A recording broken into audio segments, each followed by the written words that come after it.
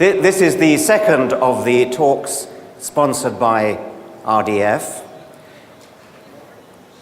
A few years ago, I was at a conference and taking questions at the end, and I don't usually get hostile questions except from religious people, and they're extremely easy to handle. But then I got a hostile question which was not so easy to handle. It was a very tricky and a difficult question, and I thought, who is this? It turned out to be one of those "I'm an atheist but" questions, which are always the most difficult to deal with. It was, of course, Lawrence Krauss.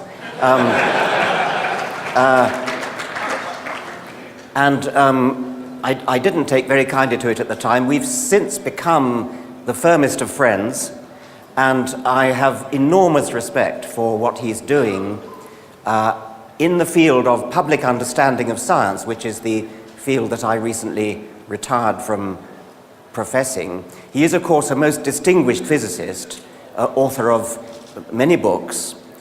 He also interests himself in science generally and in the promotion of the understanding of science generally. He's recently moved to Arizona to start what I think is an extremely exciting initiative.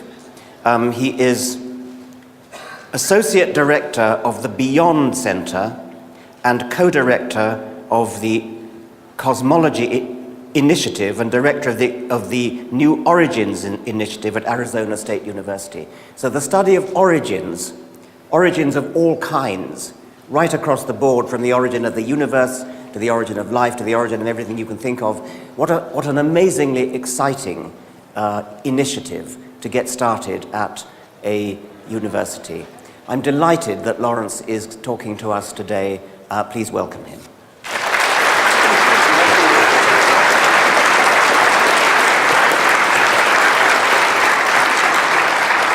Thank you. Can you hear me now? Can you hear me now? Okay, good. Thanks, Richard. Actually, let me just say that my friendship with Richard has been a unique one in many ways, but one that's caused me every time we're together to think about things slightly differently. I hope mutually, and a true pleasure and honor to be here. Richard asked me to talk about cosmology, and I originally I talked to Liz Cornwall, who was organizing this, and told her what I was going to talk about, and gave her several titles, and she thought they were too depressing, so she said, why don't you just make it "We're All Fucked." But I decided not to use that title.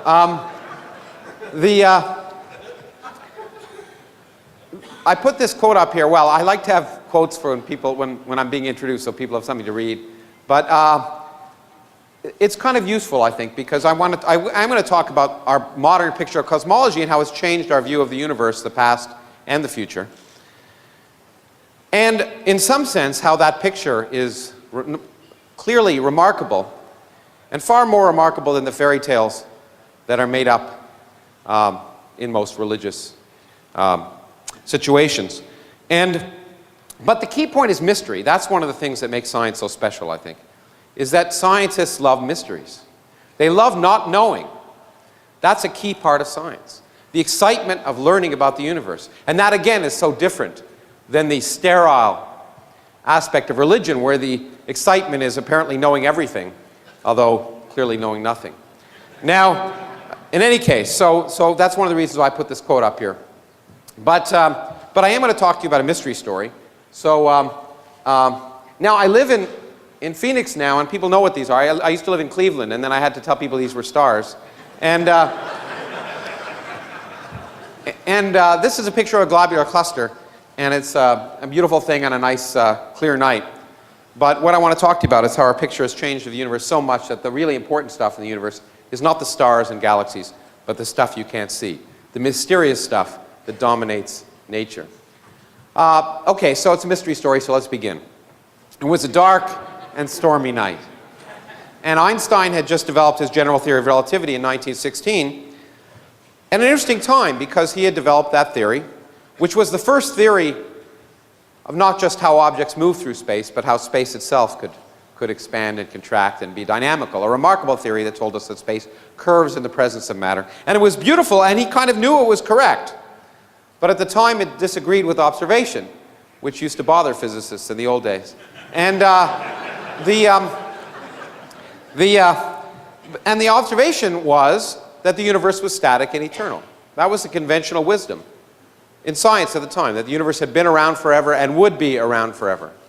And his theory didn't agree with that, because his theory of general relativity suffered from the same problems that Newtonian gravity suffers from. Gravity sucks. It always pulls, it never pushes. And if you put stars and galaxies out there, they will not just stay there. Gravity will produce a universal attraction that will pull them together.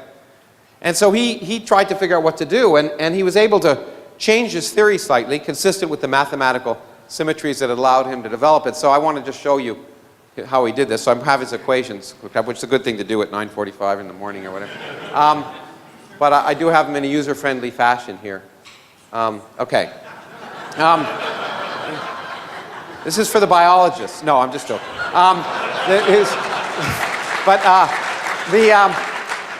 So it's not completely facetious, because the left-hand side of Einstein's equations tells you about the geometry of the universe, how things are curved in the presence of the source of curvature, which in this case is the energy and momentum of the universe. So that's fine. And in fact, I'm a theoretical physicist, so I have to write the actual stuff, the Greek letters. That's much more illuminating to you, I'm sure. So this was the theory that didn't work, that explained the universe we didn't live in, or so he thought. And so he was able to change it a little bit by adding an extra term to the left-hand side, which he called the cosmological term. This term on the left-hand side would produce a small repulsive force throughout empty space, so small that it wouldn't affect the Newton's laws, which of course describe beautifully, or developed in fact to describe the motion of the planets around the sun, and you wouldn't want to destroy that. So small you'd never measure it in the solar system, but it could build up on the scale of galaxies and hold galaxies apart. And so that's how he thought he'd save his theory. Now, shortly after he introduced this term, it became clear that it was a problem. And in fact, here's a postcard I got when I was on leave once in Switzerland, in Zurich, and it's from Einstein to Hermann Weyl, who's a very famous mathematical physicist. And it's in German, and some of your German is better than mine, but this basically says, it's already 1923, and he's already saying, if you get rid of a quasi-static universe, then out with the cosmological constant. Because he realized that if the universe is really expanding, which is what we now know, and I'll talk to you about how we know that, then you don't need a cosmological constant anymore. If the universe is expanding, gravity can be universally attractive and just slow the expansion. And the big question of 20th century cosmology became, is there enough gravity to stop the expansion? How will the universe end? Will it end with a bang or a whimper? Will it end with a big crunch, the reverse of the Big Bang, or will it expand forever? In fact, and that's the reason why I, as a particle physicist, got involved in cosmology, because I wanted to be the first person to know how the universe would end. It seemed like a good idea. And you'll see where that came from. But anyway, so in 1923, Einstein said, you know, I wish I hadn't put it in, and threw it out, but it was really not 1923, but 1929, when we really knew the universe was expanding. And this is the person who convinced us. This is someone, and I always say this, so some of you may have heard me say this before, but it's true. This guy always gives me faith in humanity. This is Edwin Hubble. And he began life as a lawyer and became an astronomer. And so there is hope. And he made many discoveries, and I think because I'm a little short of time, I won't talk about the biggest, one of the ones he made, but the biggest one he made, of course, was the discovery that the universe is in fact expanding, and it changed everything. And this is what he discovered. Now, these are not sperm, these are galaxies. These are, again for the biologists, so our galaxy is here, and when we look out, we see what he discovered was that all other galaxies are moving away from us on average.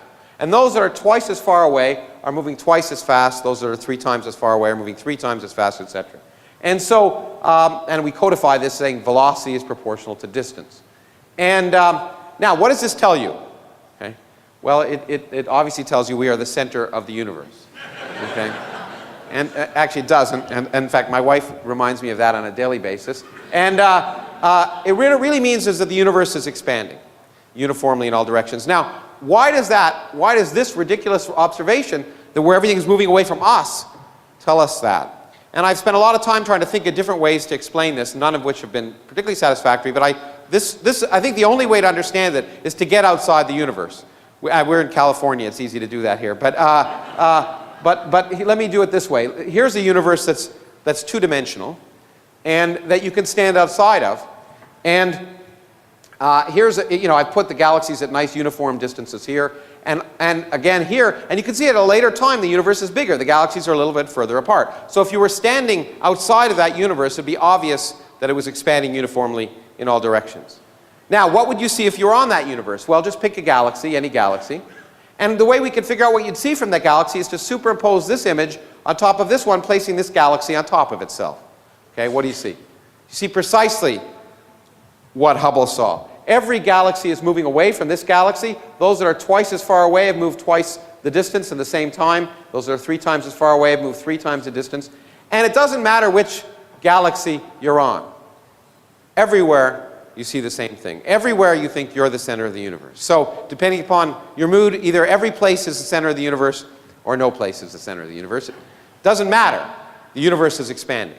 And that really did change everything. And by the way, it had profound religious implications, at least. As some of you may know, that in response to this and other things, the Pope at the time gave an encyclical that science had proved Genesis. And the interesting person, the first person to actually show there had to be a Big Bang, was a Belgian priest who was also a physicist named Georges Lemaitre. And the really interesting thing about Lemaitre is when the Pope said that, Lemaitre wrote him a letter and said, "Stop saying that." Just really amazing for a priest, because he said this is a scientific theory. You can take it if you believe in God and believe in Genesis to validate your beliefs. But you can also take it to mean that, in fact, the laws of physics take us right back to the beginning of time without God. What you take from it depends upon your religious and metaphysical beliefs, but whatever you say, the Big Bang happened. And I think that's if we could just convince a lot of people of just that simple thing, that the universe is the way it is, whether we like it or not, I think we'd overcome a lot of problems in this country, and I have to waste far too much time on that. But anyway, okay, but this is a science talk, although I'll throw in little bits of commentary throughout, I suppose. How do we know the universe is expanding? It's such an important thing, I want to spend a few minutes on that. Well, we do, as these two guys on the plane out there near Arizona say to one another, "I love hearing that lonesome wail of the train whistle as the magnitude of the frequency of the wave changes due to the Doppler effect." Now, what they're pointing out is that when a train comes towards you, the train whistle sounds higher. When a train moves away from you, the train whistle sounds lower.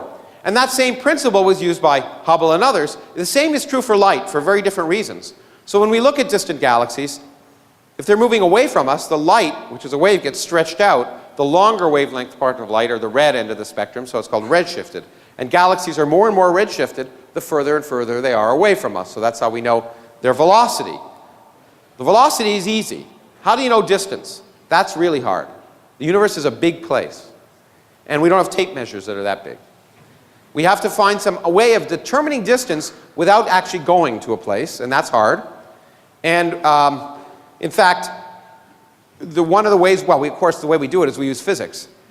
We could determine the distance to the back of the room if I turned out all the lights and only one light was on and I knew it had a 100-watt light bulb by having an old-fashioned camera, which none of us have anymore, that had light meter on it.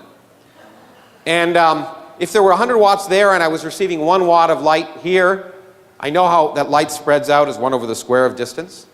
And so I could determine by how much wattage I was receiving here, knowing the wattage of that light bulb, how far away it was.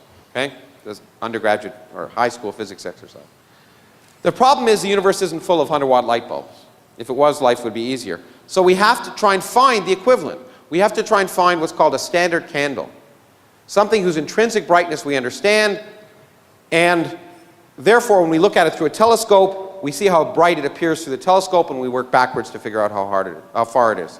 That's the hard part. That's why it's been so hard to determine the rate of expansion of the universe, because it's hard to find standard candles. This is Hubble's original data from 1929. And this is one of the reasons he was such a great scientist, because he knew to draw a straight line through this data set, which itself is already not so clear. It's not obviously the right answer. But what he found was, in fact, that velocity is proportional to distance. Okay? And the great thing is he got the answer wrong by a factor of 10, which was an embarrassment at the time. Again, I'll throw a little commentary in it. Because if the universe were expanding this fast, you could calculate its age, and its age would be 1.5 billion years old. That was in 1929. Now, as anyone knows, if you read any of Richard's books, you would know that, well, by 1929, we already knew the Earth was older than 1.5 billion years old. And so it was embarrassing that the universe was younger than the Earth. One of the many embarrassments in cosmology that's happened over the years. And in fact, taken by some people to once again argue that science didn't know what it was doing. But the problem was, of course, he wasn't a bad astronomer or a bad scientist. The problem was trying to measure distance because he didn't have good standard candles. And that's, as I say, been the holy grail, if you wish, of cosmology over the last century. And we now have standard candles. Here's one. I wish there was better resolution on this projector. It's a beautiful picture from the Hubble Space Telescope of a distant galaxy, far, far away and long, long ago. And there's a whole galaxy. It's about 1 billion light years away. We're looking at it as it looked 1 billion years ago. So many of those stars no longer exist. And here's an object that's just as bright as the whole center of the galaxy. You'd think it's a star that's near in our galaxy that just got caught in the picture frame. It's not. It's a star on the edge of that galaxy that has exploded. And exploding stars shine with a brightness of 10 billion stars. They're the brightest fireworks in the universe, supernovae. And they're remarkable, and I keep having asides. Maybe I'll get to my point eventually. But this is something that I wrote a whole book about, and someone asked me yesterday why I wrote that book. Because it is the most poetic thing I know about the universe. Richard wrote a great book called, what's it called? Our Ancestors? What's it called? Ancestor's Tale, yes. I wanted to make sure I got that right. And I wrote a book that was a different Ancestor's Tale. It's called Adam. But the amazing thing is that every atom in your body came from a star that exploded. And the atoms in your left hand probably came from a different star than your right hand. It really is the most poetic thing I know about physics. You are all stardust. You couldn't be here if stars hadn't exploded, because the elements, the carbon, nitrogen, oxygen, iron, all the things that matter for evolution weren't created at the beginning of time. They're created in the nuclear furnaces of stars, and the only way they can get into your body is if the stars were kind enough to explode. So forget Jesus. The stars died so that you could be here today. Okay? And anyway, this is great.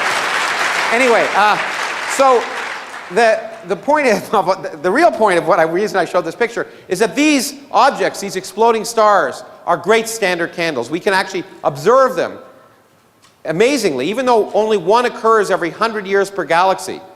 There are enough galaxies that if you put your hand up in the night away from LA and looked in a dark spot in the sky and made a hole the size of a dime, with a large enough telescope, you could see 100,000 galaxies.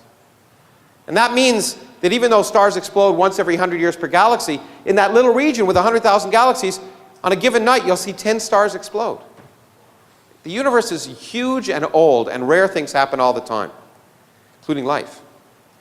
And so it's an amazing thing. And we can observe stars exploding, we can measure their brightness, we can measure their colors, and that has allowed us to produce a great standard candle. And after 75 years, we now can determine the expansion rate of the universe. This is a new Hubble diagram, much better than Hubble's. It was made after the discovery that on a log plot, everything is a straight line. But even still, we now know the rate of expansion of the universe to 10%, not a factor of 10. And we therefore, in fact, we now know the age of the universe through other things extremely accurately, to almost 4 decimal places. 13.72 billion years is the age of the universe. It's amazing that we can say that with a straight face and have scientific reasons to support that. Okay, great. So let's go back to Einstein. Einstein had this cosmological term. He said, it was my biggest blunder. I want to throw it out, get rid of it. But the problem is you can't get rid of it so easily. Because using the miracle of modern mathematics, you can rewrite that equation. And now this is a small step for a mathematician, but a giant leap for a physicist. Not because it's that hard to put this term over there. Most of us could do that. But because it now represents something very different when it's on this side of the equations. Here it was somehow a geometric quantity. When it's here, it looks like a new contribution of the energy and momentum of the universe. What could contribute a term like this? And we know the answer. Nothing. By nothing, I don't mean nothing, I mean nothing. If you take empty space, and that means get rid of all the particles, all the radiation, absolutely everything, so there's nothing there, if that nothing weighs something, then it contributes a term like this. Now, that sounds ridiculous. Why should nothing weigh something? Nothing is nothing. And the answer is nothing isn't nothing anymore in physics. Because of the laws of quantum mechanics and special relativity, on extremely small scales, nothing is really a boiling, bubbling brew of virtual particles that are popping in and out of existence in a time scale so short you can't see them. Now again, that sounds like philosophy, like counting the number of angels on the head of a pin, or religion, or something useless. I shouldn't say, Dan Dennett is here, I shouldn't say philosophy is useless, but anyway, he's also a friend. But the point is, we can't measure virtual particles directly, but we can measure their effects indirectly. And in fact, they're responsible for the best predictions in physics. Here, by the way, is actually an animation that was shown at the Nobel Prize ceremonies about 5 years ago by a friend of mine who happened to win the Nobel Prize for developing the theory that produced this. This is the space inside of a proton, the empty space inside of a proton. Not where the quarks are, but the empty space between the quarks. And this is an animation, but it's an exact animation coming from physical calculations. This is what the space looks like. Now, how do we know that? Well, there are a lot of reasons, but one of the things are, it turns out most of the mass of the proton comes not from the quarks within a proton, but from the empty space between the quarks. These fields popping in and out of existence produce about 90% of the mass of a proton. And since protons and neutrons are the dominant stuff in your body, the empty space is responsible for 90% of your mass. So these empty space is vital to science, and these calculations are vital to understanding not just protons, but electrons and atoms, and produce the best comparisons, and I will repeat this, the best comparisons between theory and experiment in all of science. To 10 decimal places in quantum electrodynamics, using these calculations, we can get the right answer. It's amazing. So, if that's the case, let's calculate the energy of nothing where there's nothing else. And when we do that, we come up with a calculation which is pretty bad. It's the worst prediction in all of physics. We calculate, you can't even see it, I think, there's a 1 at the end of that. We calculate that the energy of empty space is a gazillion times the energy of everything we see. That, as I say, is the worst prediction in all of physics, which is why we didn't talk about it for a long time. We calculate that empty space should have an energy of 120 orders of magnitude more than galaxies and stars and people and aliens and all the rest. And if that were the case, we just wouldn't be here. So we knew something was wrong with this calculation. It's been around since I was a graduate student. And we knew what the answer was. Theorists always know the answer. They're just sometimes right. We knew the answer was 0, because it's the only sensible answer. Because, you know, you can't cancel a big number like this. Let's say the energy of empty space was comparable to the energy of everything we see. Well, we'd have to cancel this big number to 120 decimal places and leave a finite answer in the 121st decimal place. No one knows how to do that in science. But 0 is a number we can get beautifully in science. We use mathematical symmetries. Things cancel, equal and opposite things cancel all the time in science because of symmetries of nature. So we knew the answer. We didn't know what the symmetry was, but we knew the answer was 0. And we could go to bed at night and that was fine. But you know, the neat thing about cosmology is it's really a science. And science is empirical. Knowing the answer means nothing. Testing your knowledge means everything. And so the question is, we should test what the energy of empty space is. And how can we do that? Well, we weigh the universe. How do we do that? We stand on the shoulders of giants. This is a picture I took in an island off Sweden, which used to be an island off Denmark now, which used to be an island off Sweden. It's the island of Ven. I think I said that right. And this guy, if you look carefully, he doesn't have the end of his nose. His name is Tycho Brahe. And he, as many of you know, laid the basis for Newton's law of gravity by doing nothing other than spending 20 years on his back, a noble tradition, in this case, looking up at the sky without a telescope, measuring the positions of the planets around the sun. And then he was a crummy feudal lord. He got kicked off that island. He gave the data, went to Prague, gave the data to a hapless assistant named Johannes Kepler, who again spent 20 years without a Macintosh trying to interpret the data and fudged it, we now know. and came up with, of course, Kepler's laws, which led to Newtonian gravity. And the point is, we can use gravity to weigh the universe, including the weight of empty space. Now, why do we care? The reason I got into cosmology. General relativity tells us that space is curved, and therefore the universe can be one of three different geometries: open, closed, or flat. Now, I can't draw pictures of three-dimensional curved universes very well, so here are pictures of two-dimensional curved universes. This is a closed universe, a sphere, a surface of a sphere in 2 dimensions.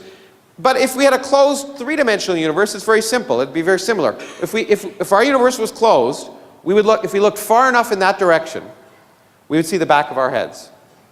Light would go around the universe. And an open universe would be infinite in spatial extent, as would a flat universe. And that sounds really nice, but it's irrelevant. The really important thing is, in a universe full of matter, a closed universe will expand and stop and then recollapse in a big bang, in a big crunch, the reverse of the Big Bang. An open universe will expand forever, and a flat universe will expand and slow down but never quite stop. And that's why we wanted to know which universe we live in. And as I say, that's why I wanted to learn about it, because once I knew which universe we lived in, I would know how the universe ended. Okay?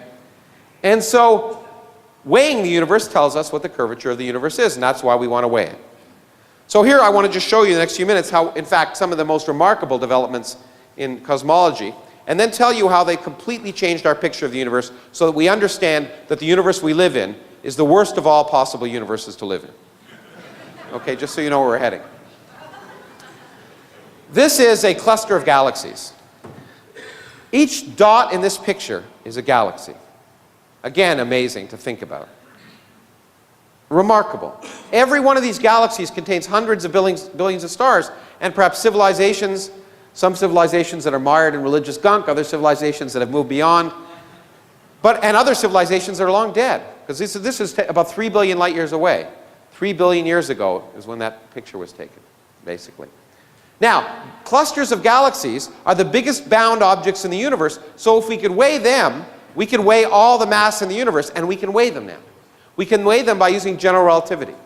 Because in this picture is a remarkable phenomena that Einstein first predicted in 1937, though he said it would never be observed. He underestimated observers. If you look at this picture, you'll see these blue things, these weird blue things. That is a phenomenon that we now understand as gravitational lensing. Einstein told us that a mass will curve space around it. And he realized, therefore, if you had a big enough mass and you have a source of light behind that mass, the light can bend around that object and come back and be magnified, just like my glasses magnify things. Or, like a cut glass goblet, if you look through it, I'd see many images of this room. Mass can act like a lens and magnify things and split images, and that's precisely what we're seeing. All of these blue things are different images of a single galaxy located about 3 billion light years behind this cluster. Gravity is magnifying the image, distorting it, and bending it. Remarkable. Truly remarkable. But because we understand general relativity, we can work backwards and figure out how much mass must be in that system and where it is in order to produce that image.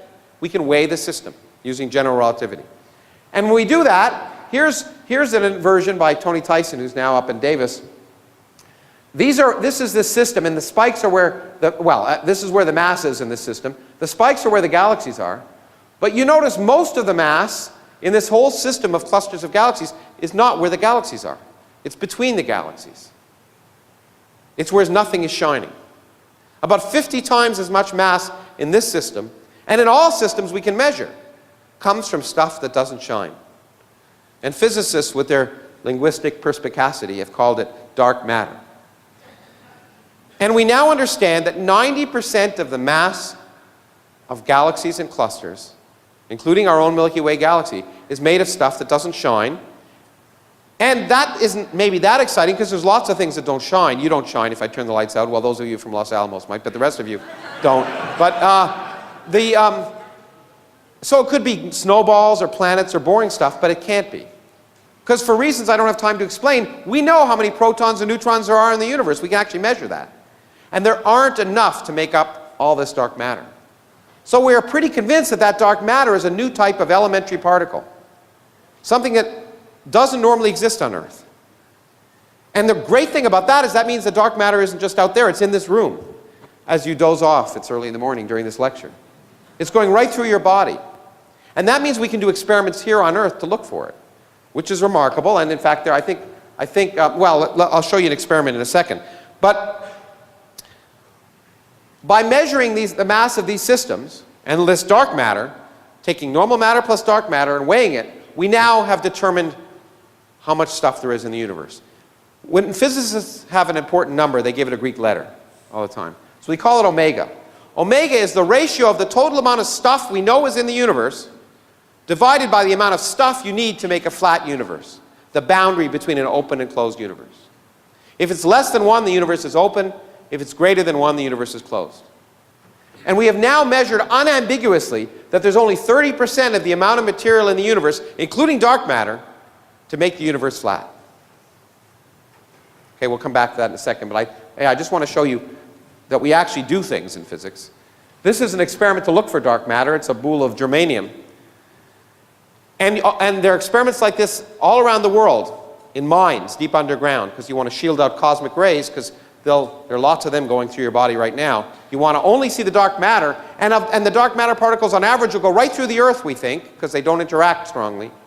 And most of the time right through this detector, but every now and then one of them will bounce off an atom, the nucleus of an atom of germanium.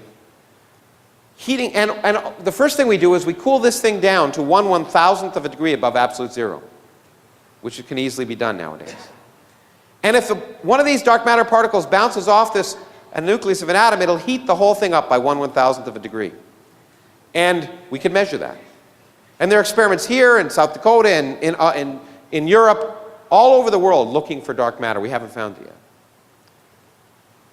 The other exciting possibility, which I should really indicate, which is one of the reasons people are very excited this year, is we may not have to wait for the universe to give us dark matter. The Large Hadron Collider, which is turning on this next month in Geneva, before it creates a black hole that will kill us all, we think actually might, by recreating the early conditions of the early universe, create the very particles which were last created at the beginning of time. So we may first see the dark matter by creating it in Geneva. It's a race. Okay, but to go back to this number here, this is a real problematic number. We now know the universe has only 1/3 the amount of matter to make it flat. The problem is that theorists like me knew the answer. The universe must be flat. Why? Well, there are two reasons. There's the one I normally say, which is it's the only mathematically beautiful universe, which is true.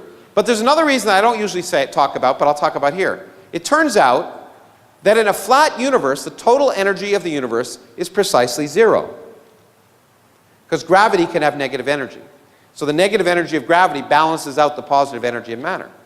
What's so beautiful about a universe with total energy zero? Well, only such a universe can begin from nothing. And that is remarkable, because the laws of physics allow a universe to begin from nothing. You don't need a deity. You have nothing, zero total energy, and quantum fluctuations can produce a universe.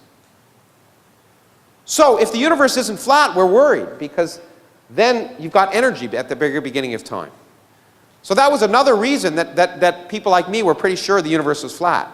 But the damn observers came up with the wrong number. Well, this is a really crummy way to measure the curvature of the universe. Why don't we measure it using geometry directly? So we can measure the curvature of the universe. And to do that, I want to ask you, how would you measure the curvature of the Earth if you couldn't go outside the Earth and see it from a satellite, or you couldn't go around it? Very simple. You draw a triangle, and you ask a European high school student, what's the sum of the angles in a triangle? And they'll tell you 180 degrees, but you say, that's fine, you learned your geometry from Euclid.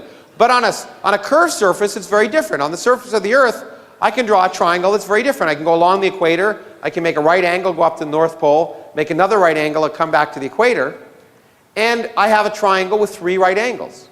3 times 90 is 270. So if I made a big enough triangle on the surface of the Earth, I could measure the curvature of the Earth. I wouldn't have to go around it. Now it turns out, even though this is a 2-dimensional picture, the same is true for a 3-dimensional curved universe. If I had a big enough triangle and I measured the angles in a triangle, I could measure the curvature of space. And we've been able in the last decade to find a big enough triangle. And I want to spend 5 minutes telling you about that. Because it's the most important, probably, observation in all of cosmology. The observation of the cosmic microwave background radiation, the afterglow of the Big Bang. One of the many reasons we know the Big Bang actually happened. What do we do? When we look out at space, we look at galaxies that were, say, 1 billion light years away and they're 1 billion years ago. But if we know the universe is 14 or 13.72 billion years old, if we look far enough, we should see the Big Bang, right? Well, we can't see all the way to the Big Bang because between us and the Big Bang, there's a wall. So like this wall here. Not really hard like that, but the fact the wall is opaque means I can't see past it. If I go looking back in the universe, it was getting hotter and hotter and hotter, and at a time when it was 100,000 years old, the temperature of the universe was 3,000 degrees. Slightly warmer than Phoenix this week. And at that temperature, the radiation is hot enough to break apart atoms, hydrogen in particular, and break it apart so the protons and electrons are separated. You have a charged plasma, and a plasma is opaque to radiation. So we can't see back past this time simply because the universe is opaque. But that's okay. The reason I can see that wall is that light bounces from those lights there off the atoms on the surface of that wall, is re-radiated, but the air is transparent so I can see all the way to the wall. If we run this film forward, as the universe is opaque, opaque, opaque, and then it becomes neutral, the atoms, protons capture electrons, neutral matter is transparent to radiation like this, and that means I can see all the way back to that radiation coming at that surface. A prediction of the Big Bang is there should be radiation coming at me from all directions, coming from that surface called the last scattering surface. It was 3,000 degrees then, it's 3 degrees now, and it was the radiation that was discovered by accident in New Jersey of all places by 2 people who didn't know what the hell they were doing. And they won the Nobel Prize anyway. Because they discovered the afterglow of the Big Bang. Actually, another aside, I can't help this because this is amazing, and if you ever want to convince skeptics, you won't ever convince people of this who don't believe it anyway, but you've all seen this radiation. Or at least those of you who are old enough to be as old as me, before cable TV. Remember when the TV stations used to end? And then there'd be static? 1% of the static on your TV screen is radiation from the cosmic microwave background. So you've all seen it. Okay? But it's amazing we didn't even know about it until 1965. Okay? In fact, it had been predicted by people like George Gamow, but people had forgotten that. In any case, as interesting as that history is, on this surface is a very important scale, 1 degree. Why 1 degree? Because that represents a distance of 100,000 light years. Now, this surface existed when the universe was 100,000 years old, and Einstein tells us no information can propagate faster than light. So that means nothing that happened over here at that time could ever affect anything that happens over here. But more importantly, if I have a lump of matter that's this big, it knows it's a lump of matter, so it starts to collapse. But if I have a lump of matter that's this big across at that time, it doesn't even know it's a lump, because gravity can't have traveled across it. So it's like Wile E. Coyote in those cartoons when he goes off the cliff. He waits a while before he collapses, okay? And such large lumps won't collapse. So the biggest lumps that can have collapsed at that time will be 1 degree across. And that gives us a cosmic triangle. Because we have a ruler that's 100,000 light years across, the size of the largest lumps, a known distance away from us, and in a flat universe, light rays travel in straight lines, and we can calculate the angle on our eye subtended by a 100,000 light year across ruler at that distance. It's 1 degree. In an open universe, light rays diverge as you go back in time, and the whole thing might be ½ a degree. The ruler will look smaller. In a closed universe, light rays converge as you go back in time. The ruler will look bigger. So we just have to look at that microwave surface, try and measure the lumps, and see are they 1 degree, ½ a degree, or 2 degrees. We've been able to do that in the last decade. This was the first experiment that did it. It was called the boomerang experiment in Antarctica. It was a balloon, took this microwave radiometer above the Earth's surface to look at this radiation, take a picture of it, and this balloon went around the world, which is easy to do in Antarctica, okay? And it took a picture. It's really easy in the South Pole, you just do this, but anyway. And this is the image, well, this is a false color image of that. I put it superimposed it on the original image. This is the image of the microwave background, the hot spots and cold spots in the microwave background. And these are the lumps in the early universe. And the question is, how big are they? And here's a different false color image of the same region. And we can compare this with universes we create on computers. Here's a closed universe where the lumps are bigger. They should be this big across. If they're 100,000 light years across, they should look that big. Well, that's bigger than these lumps. Here's an open universe, and you can't see the resolution of the screen isn't that good, but the average size lump is about that big. Smaller than these lumps. But just like Goldilocks, in a flat universe, it's just right. In fact, it's right now, we know, to an accuracy of better than 1%. The universe is flat. It has zero total energy, and it could have begun from nothing. And I've written a piece, although of course I got a lot of hate mail, saying that in my mind this answers this crazy question that religious people always keep throwing out, which is, why is there something rather than nothing? The answer is there had to be. If you have nothing in quantum mechanics, you'll always get something. It's that simple. It doesn't convince any of those people, but it's true. Now, great, we know the universe is flat. But if you've been awake, you realize, 10 minutes ago I proved the universe was open. There's only 30% of the stuff in the universe needed to make it flat. Where's that other 70%? Well, if you put energy in empty space, so empty space weighed something, you wouldn't see it. It's the empty space between the galaxies. You're far away from the galaxies, you wouldn't see it. But what would that empty space do if you put energy in it? Well, it produces a cosmological constant. That would cause the expansion of the universe not to slow down over time, as any sensible universe should do, but to speed up over time. In 1998, people measuring these supernovae at large distances to measure the Hubble diagram tried to see what was happening at large distances to see if the universe was slowing. Well, they all knew the universe was slowing down. They wanted to measure how much. This doesn't look like much, but it was a revolution in cosmology.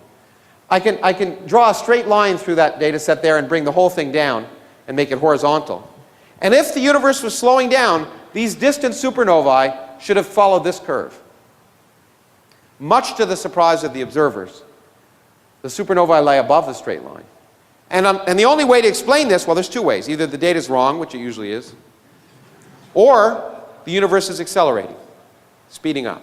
And if just for fun one believed it was speeding up and asked how much energy would you have to put in empty space to make it speed up by the amount we measure it, it's exactly the amount we are missing. Everything holds together. Our new picture of cosmology is that we live in a universe dominated by nothing. The largest energy in the universe, 70% of the energy in the universe, resides in empty space. And we don't have the slightest idea why it's there. Now, that's what I just said. Let me also put an aside before I get on to the rest in the last 5 minutes of the talk. This completes, in some sense, the ultimate Copernican principle. Copernicus told us we didn't live in any place special. We now know two things. Well, one thing. I'll tell you the second one in a second.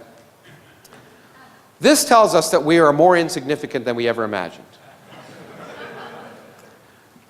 If you take the universe, everything we see, stars and galaxies and clusters, everything we see, if you get rid of it, the universe is essentially the same. We constitute a 1% bit of pollution in a universe that's 30% dark matter and 70% dark energy.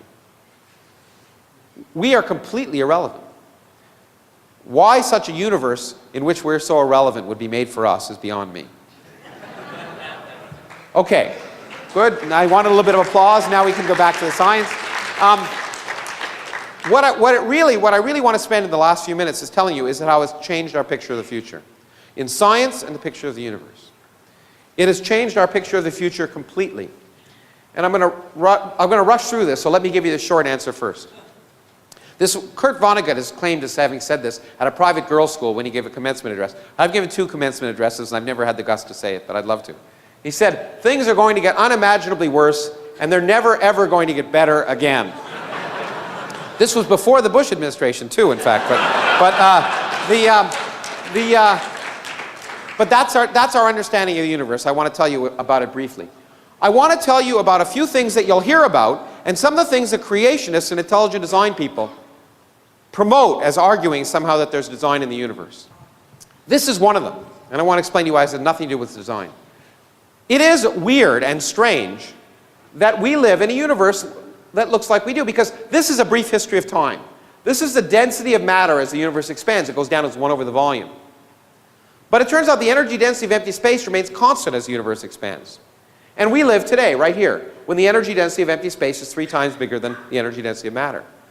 But when you look at this has driven physicists crazy. Because this is the only time in the history of the universe when these two numbers are about the same. At all earlier times, the density of matter was much greater. At all later times, the density of empty space will be much greater. Why do we live at this special time in the history of the universe? Well, one of the answers that's been given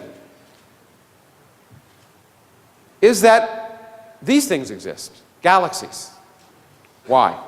Well, let's go back to this picture, and let's pretend the energy of empty space were 50 times bigger. Then these two curves would cross, not now, but then. Well, when is then in this case? Then is the time when galaxies first formed. But if the energy of empty space was bigger than the energy density of matter when galaxies first formed, then the repulsive force would be greater than the attractive force. Galaxies would never have formed. Well, if galaxies never formed, then maybe this is telling us something. And this has produced something that I call anthropic mania. If there are many different universes, physicists have argued, and the energy of empty space can vary in each one, then only in those in which it's not much greater than what we measure today will galaxies form. Okay? But then, only then will stars and planets form, and only then will astronomers form. So the universe is the way it is because astronomers are here to measure it. Now, it not only sounds ridiculous, but it also sounds religious. And some people have said the universe is fine-tuned. If it were any different, then we wouldn't be here. God clearly created the universe to be for us. Now, that's nonsense. And it's nonsense for the same reason that you learn so beautifully in Richard's books. Why can bees tell the colors of flowers? So they can find them. Not because God intended them to do it, but if they couldn't find the flowers, they wouldn't get the stuff they needed to eat, and they wouldn't be around. It's natural selection. And what this is really telling us is kind of a cosmic natural selection. Because all it's saying, if it's true, is that it's not too surprising that we find ourselves living in a universe that allows life. Because in the universes that don't allow life, we wouldn't be here. It's just that simple. So if you wish, it's a kind of cosmic evolution. Or cosmic natural selection is a better way of thinking about it. Now, as pretty as that is, I think it's wrong. It's ugly. And it goes against everything I know about science. Science has told us the last 400 years why the universe must be the way it is, not why it has to be something different. In fact, Einstein once asked a question. He said it the wrong way. Put it here because, I wanted to quote him. He said, what really interests me is whether God, and by God he didn't mean God, had any choice in the creation of the universe. What he really meant is, are the laws of physics fixed so that if you changed one parameter, you couldn't have a universe?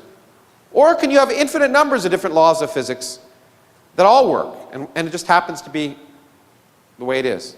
If this anthropic picture is right, then physics is really an environmental science. There's no fundamental laws necessarily. We're just here by an accident. And the laws of physics are the way they are, not because there's some beautiful mathematical theory that tells us they have to be, just because if they were different, we wouldn't be here.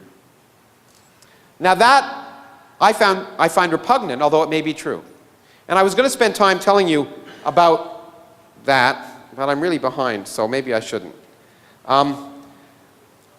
Let me just say that there is a theory that suggests, in such a picture, if there are an infinite number of universes, then you don't need a theory of everything. Forget what I wrote there. You need a theory of anything. You just need an infinite number of universes and some theory that tells you anything can happen. We have such a theory, and I did want to spend 1 minute telling you about it. It's called string theory. Here's the brief summary of it. One person said to another, I just had an awesome idea. Suppose all matter and energy is made of tiny vibrating strings. The second guy says, okay, what would that imply? And the first guy says, I don't know. So that's a history of string theory in the last 25 years. And the point is, it is fascinating for many people, but one of the things it might predict is that anything is possible. And if anything is possible, it's not clear you have a scientific theory at all. But now, I'm going to skip forward. In the last minute, I had a good joke about George Bush, but I won't give it. And I'm going to skip this. I'm going to skip this. Forgive me, it's really interesting, but I want to get to the very end, which will really tell you about how miserable our future really is. And it should give us a kind of cosmic humility, which is the other thing that should be characteristic of science. A humility, the recognition that we don't understand everything. Bill Maher talked about it last night. What pompous assholes like Rick Warren, who claim to understand everything, are an anathema to science. We should realize that where there's more we don't understand about the universe than we do. And I want to give you an example of this. The far future. What's going to happen in the far future? Remember, 100 years ago, we thought we lived in a static, eternal universe. What will the future bring? The amazing thing is, for civilizations that live in the far future, what will they see? Well, the universe is accelerating. That means all the distant galaxies are getting carried away from us, and eventually they'll move away from us faster than the speed of light. It's allowed in general relativity. They will disappear. The longer we wait, the less we will see. In 100 billion years, any observers evolving on stars around and there will be stars just like our sun in 100 billion years, any observers on civilizations evolving around those stars will see nothing except for our galaxy, which is exactly the picture they had in 1915. All evidence of the Hubble expansion will disappear. Why? Because we won't see the other galaxies moving apart from us.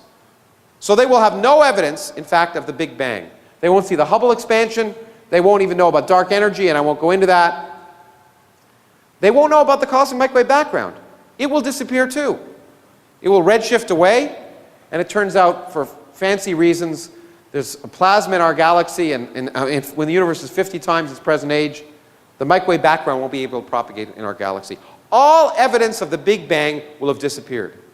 And those scientists will discover quantum mechanics, discover relativity, discover evolution, discover all the basic principles of science that we understand today, use the best observations they can do with the best telescopes they will build, and they will derive a picture of the universe which is completely wrong. They will derive a picture of the universe as being one galaxy surrounded by empty space that's static and eternal. Falsifiable science will produce the wrong answer. In fact, I want to end with the good news. We live in a very special time. The only time we can observationally verify that we live in a very special time. Okay, it's clear I'm being facetious. What it really should tell us is we've discovered this crazy picture of the universe that we don't understand at all. It all holds together. But maybe if we had evolved 5 billion years earlier, there would have been observables we could have seen that would have changed that picture. Maybe 5 billion years in the future, it'll be different. The universe remains mysterious, and that is great. But I do want to say in the far future, this is the picture. We will be lonely and ignorant, but dominant. And those of us who live in the United States are used to that. Let me end. Okay, that's the end. Thank you.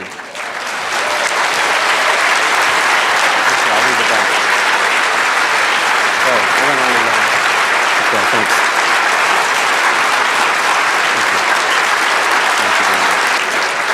Thank you. On the one hand, the Woody Allen of cosmology. We've been privileged to hear and witness the scientific mind at full stretch in all the excitement that it can bring. And I'm delighted that we've had this talk today. What grieves me is that at least in Britain, and it may be true here as well, young people going to university are voting with their feet and not going into physics. They're going into media studies. Despite the enormous excitement that is in physics and cosmology, despite the fact that, as Lawrence said, the Large Hadron Collider is even now about to revolutionize the way we think about ourselves, There was a misprint in my book, just finished, The Greatest Show on Earth.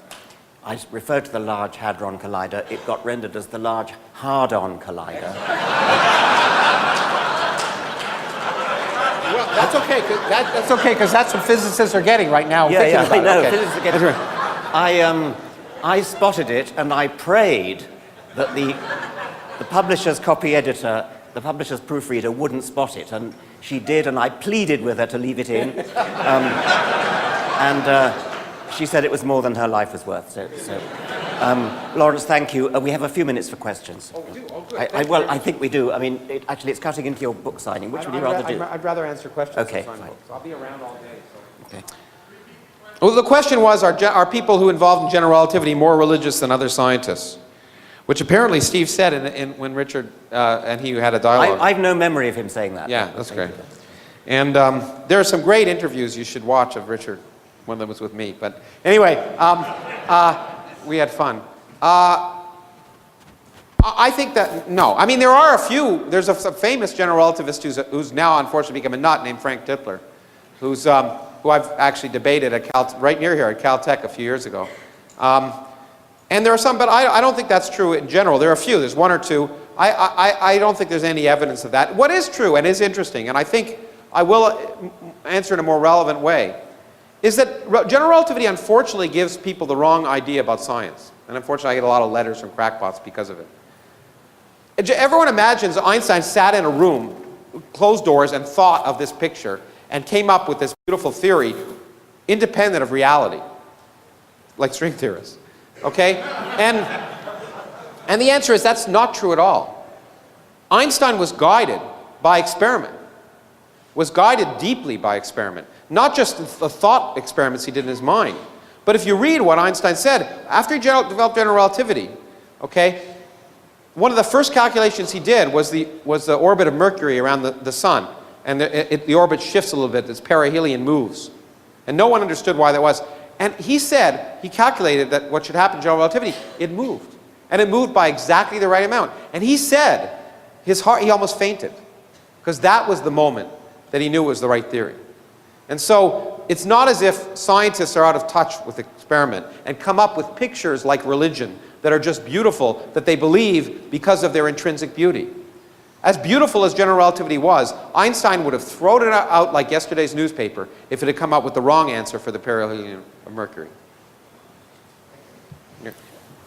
My question is probably easily answered, but if quantum fluctuations are able to actually produce universes, even though that may be extremely improbable, is there ever a chance we might actually observe another universe being created? No, it's a really good question. People wonder well, actually it's one of the questions people worry about with the Large Hadron Collider. Maybe you'll create this universe. And whether you can create baby universes in the laboratory is still an open question. There's lots of evidence that suggests you can't. You can't actually physically create the energy conditions necessary. But we don't know for sure. It's one of these open questions that people like me get paid to think about. But interestingly enough, and this is one of the wonderful things about general relativity, is if a universe got created, an inflating universe like the one we think we began in, it's really weird. Because from the inside, it would look like it was growing exponentially. From the outside, it would look like it was shrinking to form a black hole. So, it's not so clear that we would know about that. Okay? Now, we do think, and the current picture of the best picture of cosmology involves something called inflation right now.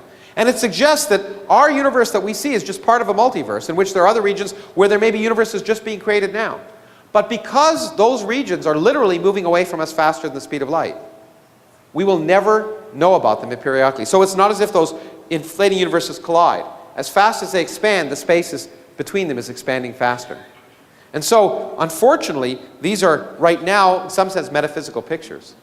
And what we want to do is learn enough about the fundamental physics at places like the Large Hadron Collider to know if there are other observable implications that we can measure. Just like we believed in atoms a long time before we saw atoms, because all the other implications agreed with experiment. So it may be that we never know about those other universes directly. But we have a theory that tells us, that explains the mass of the proton, the mass of the electron, but it also tells us that those other universes exist. We would be willing to accept them without seeing them. Okay? Thank you. Sure. Take a few more. Okay. Hi, hopefully there's no stupid questions. So There are no stupid I'm questions. wondering, how do you wrestle with infinity? For example, it seems like all your thinking and what allows what it has to do with a finite amount of matter. You were talking about multi-universe Yeah, sure. and stuff. Well, in my head, there's just one universe, all those multiples in Well, it. in a flat universe, it's infinite in spatial extent, right? Infinity is a really hard thing to wrestle with. Yes. And in fact, let me give you, in one of my books I wrote about infinity because it's so fascinating and so weird. The only way you can wrestle with infinity is, unfortunately, the way we physicists wrestle with many things, mathematically. And fortunately or unfortunately, mathematics is the language of nature.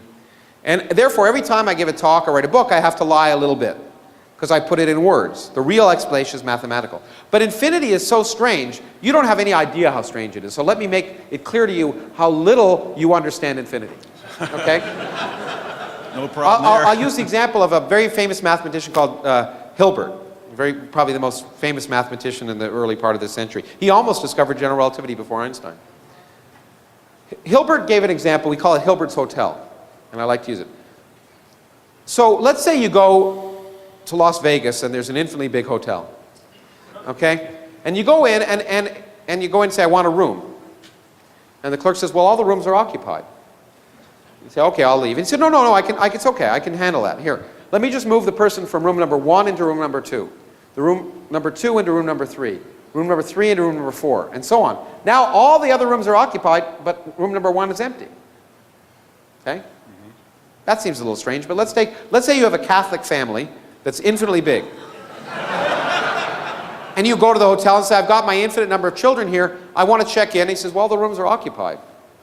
And you go, oh, okay. And he, no, I can handle that. I can handle your infinite family. Even though I'm fully booked, I have an infinitely big hotel. I move someone from room number 1 into room number 2, room number 2 into room number 4, room number 3 into room number 6, and so on. And now only the even numbers are occupied.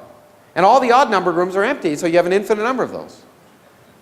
So you see, infinity, working with infinities, is really weird, because adding and subtracting infinities produces strange things. And unfortunately, in physics, we have to learn how to deal with that. The universe may be infinite. And there are many strange things. One of the most ridiculous, unfortunately, which I go to physics conferences, I was just in one in France, and this was talked about, is if the universe is infinite and infinitely old, then there's a puzzle. We're here because we evolved. But that makes us very special, apparently. Because if the universe is infinitely big and infinitely old, quantum fluctuations will produce this room with all the people in it, having everything is exactly the same, an infinite number of times. Exactly. So we should be in this room, and I know it seems like it's taking an infinitely long amount of time, but we should be in this room, but most of the time, we should never have evolved. But we evolved. And that's caused some physicists to worry. I think it's a ridiculous worry, frankly, because in fact, I hate to do this. I'll answer your questions in private later, but exactly because what I I was want to let thinking, people, go pee and stuff before the next thing. But let me just say, to close, because probably this is the most important moral of infinity. And it comes from Richard Feynman, who I've just written a book about. Richard Feynman used to go up to people all the time and he'd say, you won't believe what happened to me today. You won't believe what happened to me. And people would say, what? He'd say, absolutely nothing. Because we humans believe that everything that happens to us is special and significant. And Carl Sagan wrote beautifully about that in Demon Haunted World. That is much of the source of religion. Okay? Everything that happens is unusual and unexpected. The likelihood that Richard and I ever would have met, if you think about all the variables, the probability that we were in the same place at the same time, ate breakfast at the same, whatever, if you apply, it's zero.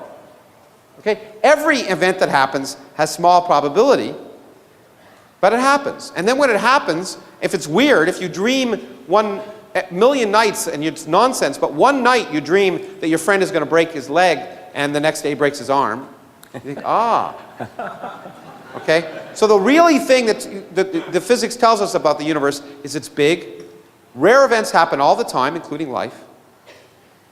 And that doesn't mean it's special. Thank you very much.